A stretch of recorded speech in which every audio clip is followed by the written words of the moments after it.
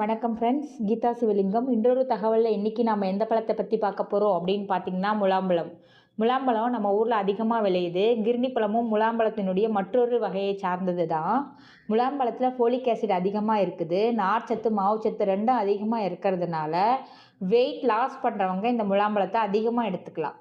முலாம்பழத்தை வெல்லத்தோடு சேர்ந்து சாப்பிடும்போது மலச்சிக்கல் நீங்கும், அல்சர் கம்ப்ளைண்ட் கண்ட்ரோலுக்கு வரும். அல்சரையும் மலச்சிக்கலையும் தடுக்கிற ஆற்றல் முலாம்பழத்துக்கு இருக்குது. அதனால் முலாம்பழம் அதிகமாக நம்ம உணவில் எடுக்கிறது நல்லது. கொடி வகையை சார்ந்த எல்லா பழமுமே நம்ம ஸ்கின்னுக்கு, தோலுக்கு தோல் பொலிவோடு இருக்கிறதுக்கு ரொம்ப ஹெல்ப் பண்ணும். கொடி வகையை சார்ந்த பழங்கள் அனைத்தையுமே நம்ம டெய்லி சாப்பிடும்போது இளமை தோற்றத்தில் வர்ற முதுமை தோற்றம் மறைஞ்சி இளமையான தோற்றத்தோடு இருக்கலாம்.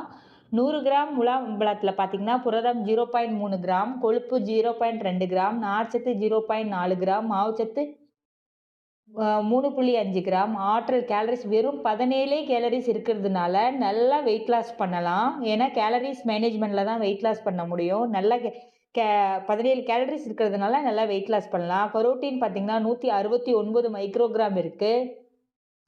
டயமின் 0.11 மில்லிகிராம் இருக்குது. ரிஃபோஃப்ளோவின் 0.08 மில்லிகிராம் இருக்குது. நியாசின் 0.3 மில்லிகிராம் இருக்குது. விட்டமின் சி 26 மில்லிகிராம் இருக்குது. கால்சியம் 32 மில்லிகிராம் இருக்குது. பாஸ்பரஸ் 14 மில்லிகிராம் இருக்குது. இரும்பு சத்து 14 மில்லிகிராம் இருக்குது. மெக்னீசியம் 31 மில்லிகிராம் இருக்குது. இந்த குறிப்பு பார்த்தீங்கன்னா, முலாம்பழச்சாறு அருந்தும் போது அதை வடிகட்டாமல் அப்படியே குடிக்கிறது ரொம்ப நல்லது. குறைஞ்ச கேலரிஸ் இருக்கிறதுனால மீண்டும் மீண்டும் சொல்கிறேன், வெயிட் லாஸ்க்கு ரொம்ப உகந்த பழம். நன்றி நண்பர்களே.